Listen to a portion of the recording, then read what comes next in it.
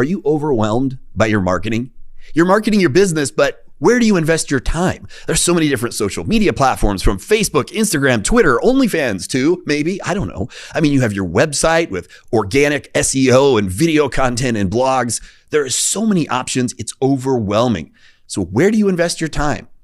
On this episode of Midwest Mindset, we're joined by Dr. Tanya of Pain West, a local business in Omaha, Nebraska, and she opens up about this very problem.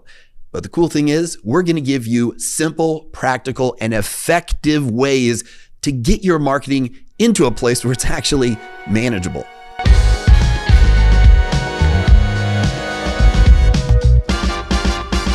Dr. Tanya, I love just a name like that. I feel like all doctors should have doctor and then their first name as opposed to their last name. But did you do that because your last name is hard to spell? Well, Or because actually, it sounded cool? Well, it's because there was two of us. There was two Dr. Beckenhauers in the office. And so that's how we differentiated, because my husband was Dr. Kurt and then I'm Dr. Tanya. So that's how we came up with that. But it also adds a little more personal touch for the patients. They feel like they get to know you a little bit more. It's not quite so, Stuffy. stiff and stuffy and proper. Which doctors tend to be stuffy. I mean, doctors and attorneys are interesting bunches. It's like they get all this education, they spend all this money, and then they're just kind of, I don't know. They can go two different ways, two different extremes where they the ego takes over, and it's like some doctors I know. Maybe it's just my doctors.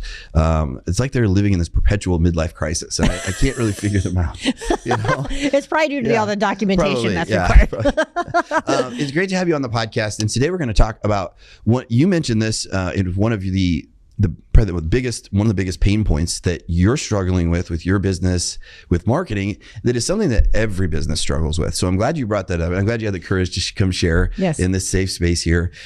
First though, tell us about Pain West. And I know I've know a thing or two about pain. I've had multiple surgeries throughout my life, but you help people in a lot of different ways, not just in the obvious. I mean, I'll let you run through the services so I don't butcher it. So Dr. Tanya, you got the chiropractic services and massage, but what are all the other different things you do for people? Sure. So our goal, we created our office, was to be, really the clinic of the future. And so we wanted to bring in regenerative medicine.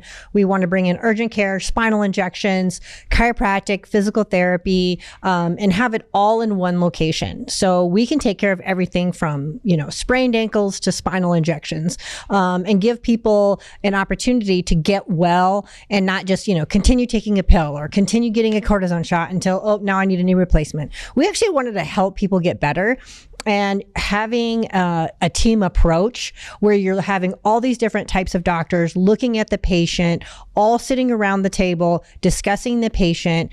That model just gets people better. Yeah. The outcomes are better. The patients are so happy. We want to have a really fun, happy environment where the patients come in, get better, get the results. And, they don't have to be like taking pain meds every day or having that next surgery. So seeing that is really fun. I think therapists and doctors should take the approach where the goal is that they don't ever have to see them again. Absolutely. Yes. I see a therapist or a doctor. Okay, just to let you know, my goal here is to where we never have to see each other ever again. And that's a good thing. Yes, it is. As opposed to just this, you're perpetually treating the symptoms instead of the medical merry-go-round. Absolutely. Yeah. Which is profitable for a lot of people, but for the patient, not ideal. Right. So it sounds like just as a business, you have what many businesses maybe don't have or don't know, what they haven't defined it, and that is the problem that you're solving. So you know how you're helping people. You know how you are improving people's lives. It's pretty clear and obvious to see, and what your goals are there. And so that is a first step when you get into marketing. That is a big step that's often skipped, even though it seems obvious from the outside in. It's easy to skip that step and not really know. How many startups are there that are they don't know what problem there's. Are they really solving any problem in the first place? It sounds like a cool idea, but that dials into, what is your mission? What is the vision? What is the core values of your company? Sure. And so whenever we're working through marketing, we start there. And then what you mentioned as far as the struggle that you have with the marketing, that is a real one. It's, what do you take? So you have all this locked in, you know your identity, you know who your ideal customer is, the person that you're serving, but then what? The strategy, the tactics, and how did you describe it? You said like, what do you do with this budget? Where do you spend this money? Right. What platform do you use? Which shady, marketing person do you trust? Right. So take us to where you are now with your marketing and talk us through some of those real challenges that I think aren't talked about enough. Sure. And I agree with you. They're not talked about enough because I think people are afraid to be vulnerable in that space. But, one of the things, like I said, is, okay, we had this concept for this really, clinic of the future. And because that clinic is a little different, that model is a little bit different, we had to really figure out how to, get that message out to the public that says, hey, because a lot of patients will say, oh, well, I have a doctor, or I have a chiropractor, or I have this. Yes, and keep using those providers. But our clinic is unique in the fact that we are a team. It's a one-stop pain shop.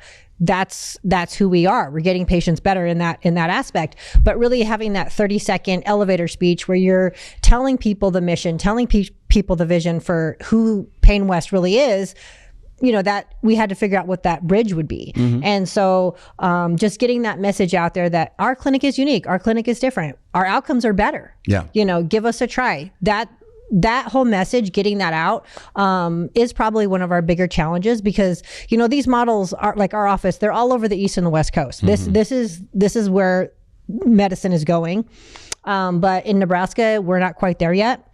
So we really had to figure out a way to get that vision across to people and show them and tell them how our office is better. Yeah. Where do you allocate your funds? What do you do? What tactics do you deploy?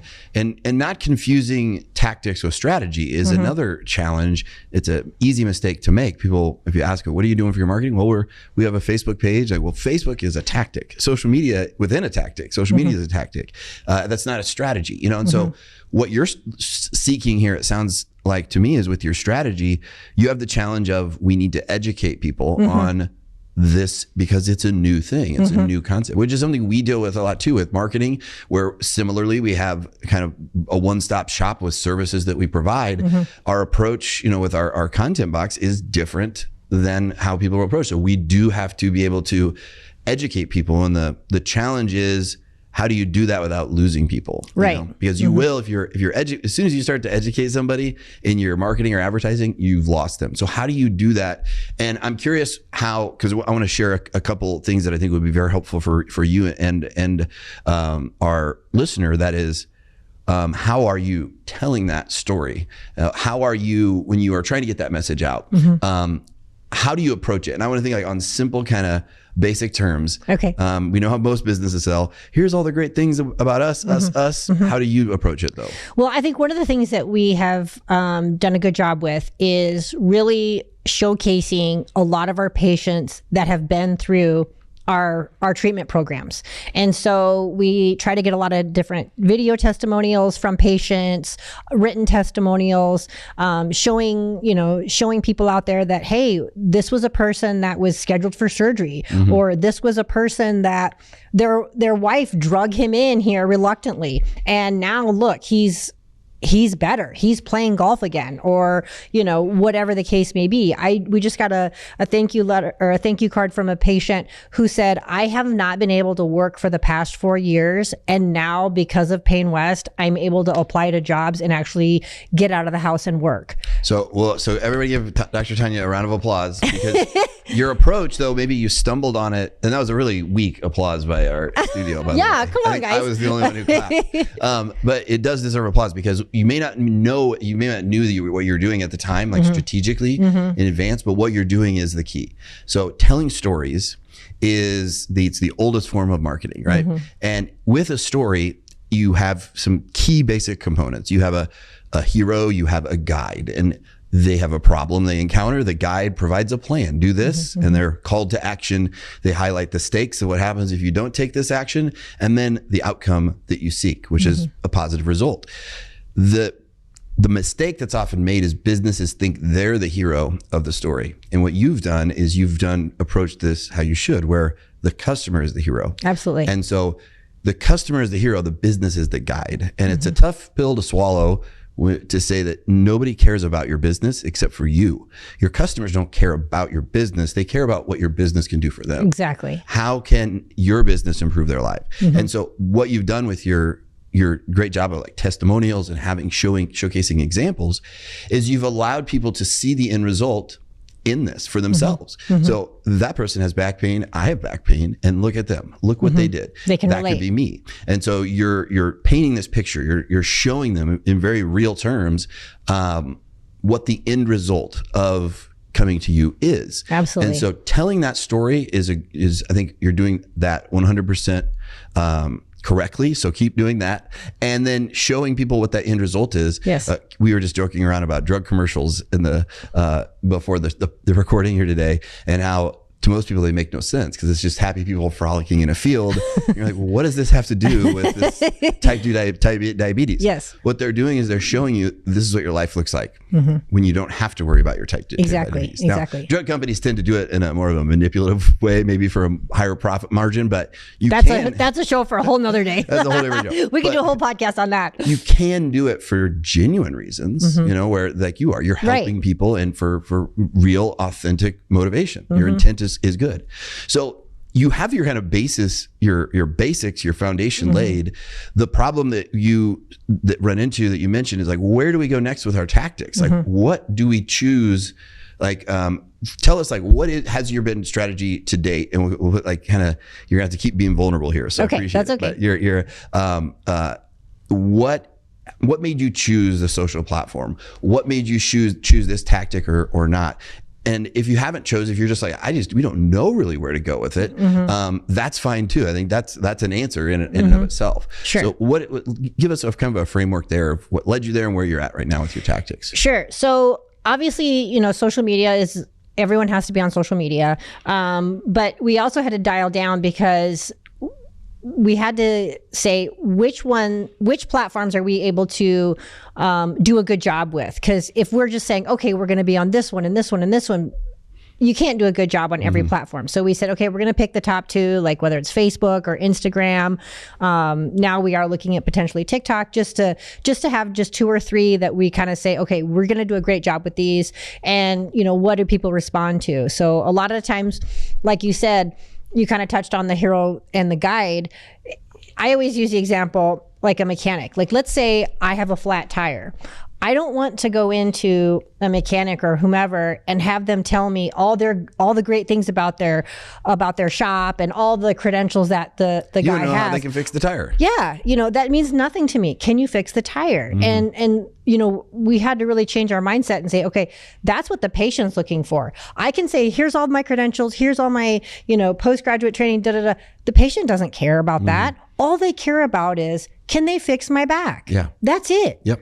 And so we had to really start looking at our marketing strategy a different way, saying, we need to relate to the patient, get on the patient's level and say, here's what is wrong, here's the solution. Yeah. And so once we started looking at our marketing from that lens, then things kind of started to click together a little bit better. Yeah. So that's one of the strategies that we took on was, we need to relate to the patients and say, here's your symptom, here's how we can help you, and go from there. And that's another thing that you've done a great job with in picking your platforms.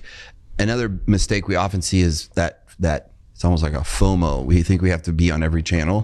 And I tell people, like, you do not be, what was that movie, Everywhere, Everything, Everywhere, All at Once. That's most people's social media strategy. And guess what? It doesn't work, right? Unless you've got a marketing team or you've hired an expensive agency to do it all for you. And even then it can produce lackluster results if not done right. You're just posting to post, you're just there.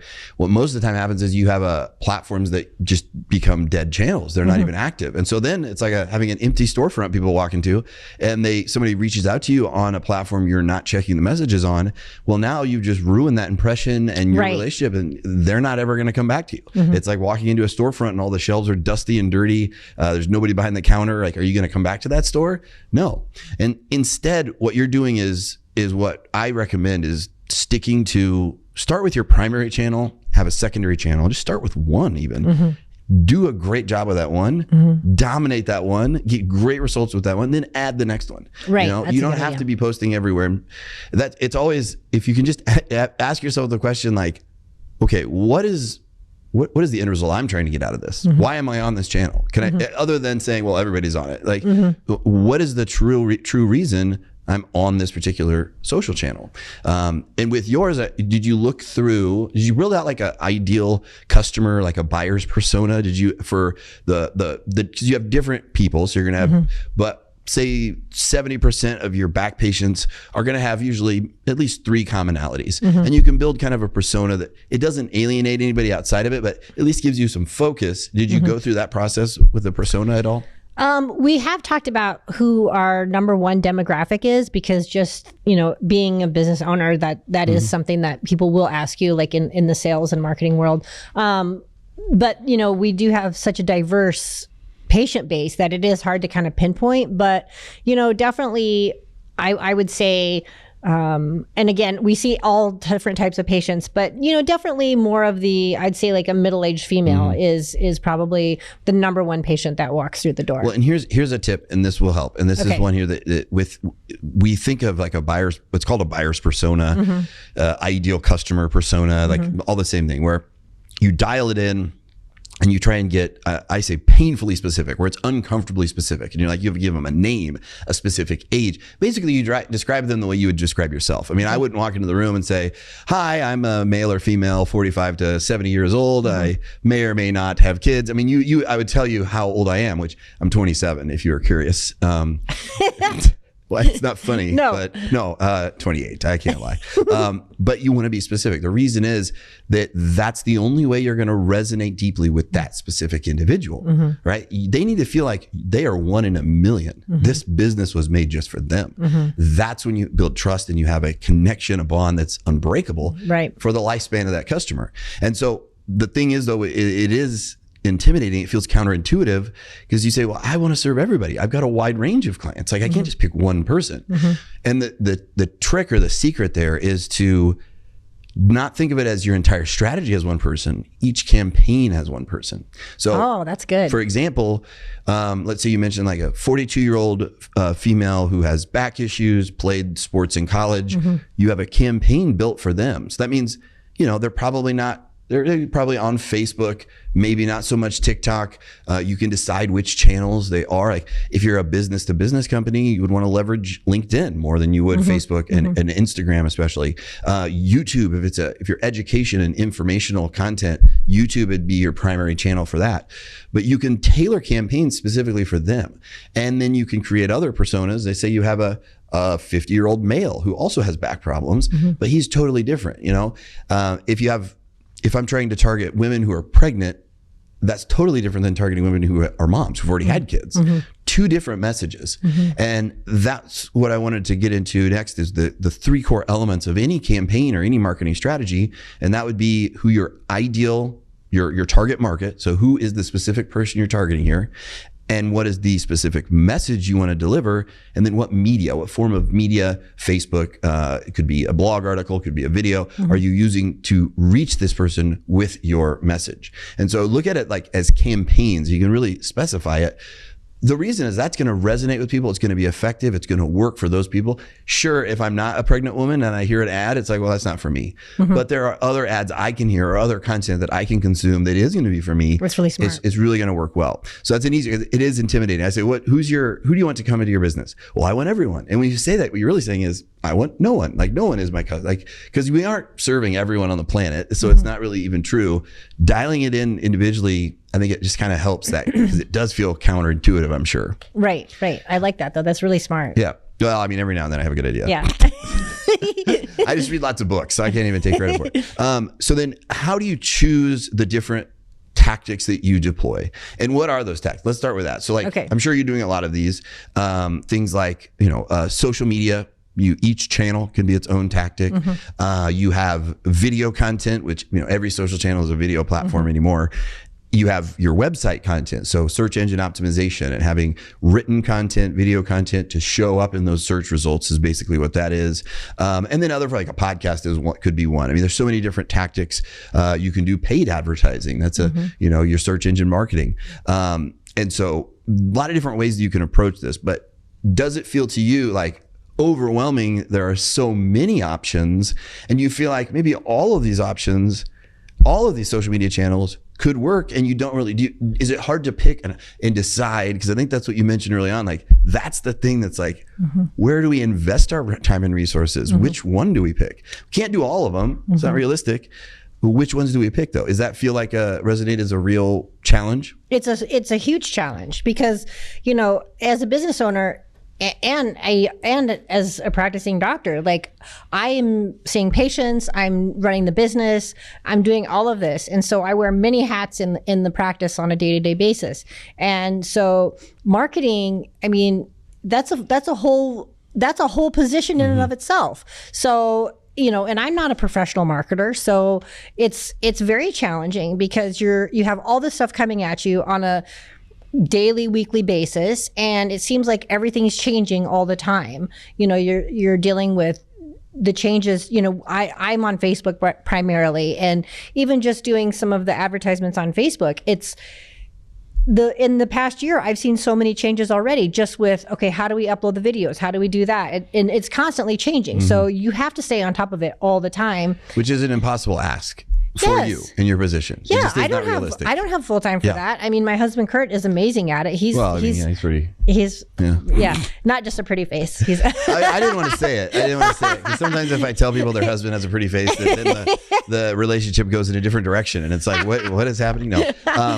It's really challenging in that aspect because you do have to figure out, what is your strategy? How do you express to patients what your vision is, what your mission is, and how you can help them? So not only do you have to make sure that you're wording it correctly and looking at what are the word choices that the patients are using in their Google searches. Those are called keywords, which we obsess over here in the nerd, the nerd village that we've created here, where search engine optimization, it's all the search results, it's all based on the keywords. And, a keyword is just a word, but you need to show up for those words. And so if I'm searching for a chiropractor, I'm searching for a back clinic, and you're providing that service, you want to show up in those services. Exactly. Both in just your general searches, but then also locally, because then you have your Google business profile and different elements there, and it's dynamic. Yeah. It's changing all the time. And so you have to make sure that, you're keeping up on it. It's not just something that, I plugged this in and that's all. When we first started our practice in 2009,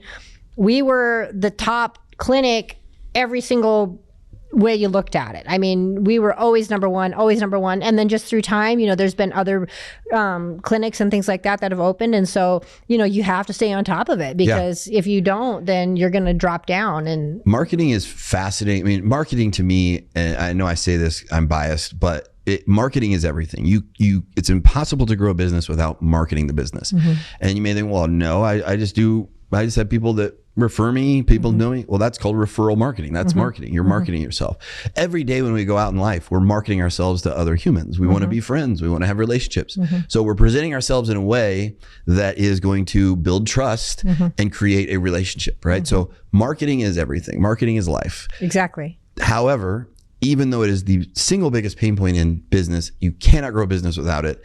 It is often just kind of set aside and thought, well, it doesn't require as much attention. It doesn't require much expertise or even asking for help with it as we think it does. And the reason is it gets to this basic crux of people think marketing is all about coming up with a creative idea or just being on a social media platform. And you're right. It can get so complicated and nuanced. Every social media channel has an algorithm. They're all different. They're all changing. I mean, Google makes 3,000 changes to their search engine algorithm every year. So usually 2 or 3 substantial changes. Facebook just went through a whole shift in their whole algorithm and how reels and stories work. So it's unrealistic for you to pay attention to all these things. So and do it with times 7 or 8 how many different platforms you're on, and to understand SEO and the keywords and the changes with that. And it's just, you can go down this rabbit hole where you just get lost and it feels overwhelming.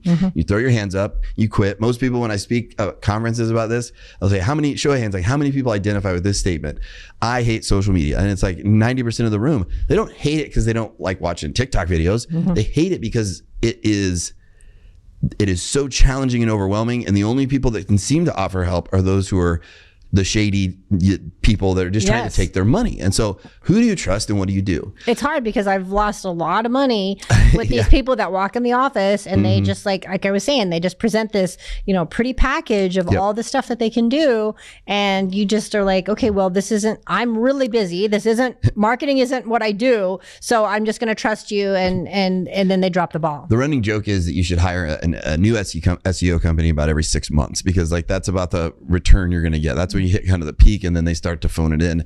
And that does happen. And we discovered that early on. Our business is literally built on clients, customers coming to us after being ripped off or taken advantage of. So we saw only people coming up with these horror stories. And we were talking tens of thousands of dollars a month just thrown away for nothing, for zero, not a single lead, not a single prospect, let alone a closed sale. And so it is the norm that unfortunately you're talking about things that are creative and you can kind of dazzle people. And it's almost like we're not, in this right state of mind as a business owner. We're like, oh yeah, that sounds really cool. I'd love for that to happen. And, if they aren't on the up and up, which too many are not, it can really just cost you a lot of money. So let's talk. I want to kind of bring this full circle and give you some of these, like, what are focus on the basics. So what is that? Keep it simple, stupid, right? Okay. So keeping it simple. So if you know who your ideal customer is, if you know your mission, your vision, your core values, you know who you are as a company, and you've tailored those buyers personas so you can really kind of target them. You also need to get just a general understanding of how marketing works. And, a couple books, Marketing Made Simple would be one. The 22 Immutable Laws of Marketing is a short read. It's written in like the early 90s, so it's very dated in the references. Like it references a Donald Trump from like 1993. So it's kind of a little bit entertaining. However, it is literally the Bible for marketing. It's 22 laws, just like laws of physics, that have not changed, and they do not change. And there's so many things. Reading a couple of books, consuming some podcasts, and listen to a book while you're working over the weekend. It's not so you can become an expert, just so you have, and I think you already have this, but just so you have a general understanding. So it's not as easy to be manipulated by things that aren't, by people who have ill intentions. But you really want to be invested in it. I would tell people that if you're going to do your own marketing, keep it as simple as possible. It's like you're focusing on one or two channels and really just, diving into that. Don't just try and wing it. All right. When we have a plumber, or we have a problem with our plumbing, we hire a plumber. Right. When we want to build a house, we don't build the house, and so it's important to know what your limitations are. And because we think we can be creative and funny, and I'm on social media, we think we can do it. You need expertise and experience to do it well. So let's say you can do the simple things yourself, kind of learn. I mean, I was a do-it-yourself learner with everything about marketing. So if I can do it, anybody can do it. But let's say you don't have the time. Let's say you do need to hire somebody. So here are some of the red flags to look for. So if you're going to hire someone to build a house, they would show you the blueprint of the house. They would show you how they're going to build it. They would lay out in detail where all the money is going, why they're making certain decisions, and they would involve you in the process. For a business like your size, most businesses, small businesses, you're going to need to be involved to some degree, especially in the beginning. There's no such thing as a set it and forget it, unless you've got, $20,000 a month to spend on marketing. And even then you still need to be involved because you're still the face of the business, right? Absolutely. So if they come into the picture and they don't offer you a plan, if they're not transparent, if they don't say, listen, we're going to do search engine optimization for you and pay per click, pay digital ads on Google, but then they're not going to walk you through all the research, walk you through the keyword research, walk you through their strategy. If they don't have a strategy, if they're not laying out to a 12-month period, because it is a long game to play, well, then that's a red flag to me. If they also don't offer like regular, consistent meetings and follow-ups, depending on how much you're doing and what you're paying for services, it's either weekly at the minimum, monthly, of where you're getting updates on, even if, let's say, you can't make all the meetings, your schedule, at least having them there where they have to prepare. Here's your Google Analytics, here's your Google Search Console. We're going to break down the keywords and give you the context you need, because numbers can just be numbers. They're meaningless without context. And then answering any questions that you have. If they don't do those things or don't offer those things, that is a red flag. And the last thing I would say is a big red flag is if they're unable to or aren't willing to explain what they're doing to you in a way that you can understand and comprehend. Because trust me, it's like They use acronyms, they talk fast, they act as if they wrote the algorithms themselves, and they did not. If they can't explain it to you in a way that's just simple, where you can understand and you don't feel talked down to, or it's this kind of smug attitude sometimes you get with terms like SEO, because it can get in the weeds, but it's also pretty simple to explain the basics of here's what we're doing, here's why we're doing it. If they're not going to explain that to you, that is another red flag.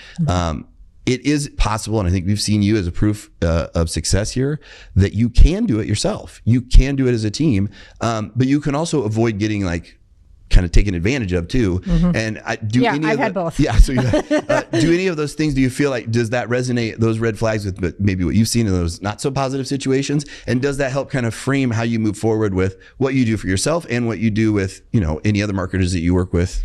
Absolutely. And that's one of the things that I've learned is, through the fact that I have lost tens of thousands of dollars on marketers that have come in through the door. And I, because I was ignorant in the marketing world, I just trusted them. But it's kind of like the emperor's new clothes. It's like, they're saying, oh, everything's great. But then I'm like, but what's my tangible takeaway? Yeah. Can I literally write down what I'm paying for? And so that's kind of my new motto moving forward. If someone comes into the office, whether it's marketing or different things, can I literally write down what that fair exchange is? Yeah. If I'm giving them $100 bill, what am I getting for that money? And that's part of the strategy. So I say strategy, it's a kind of a big single term to encompass a lot, but strategy starts with, what are the goals? It's like you as a business, like, what are the goals you want to accomplish? Exactly. And then how do we build a plan to accomplish those things? And it may take a month, it may take 6 months, depending on the plan and then the size of the goals. But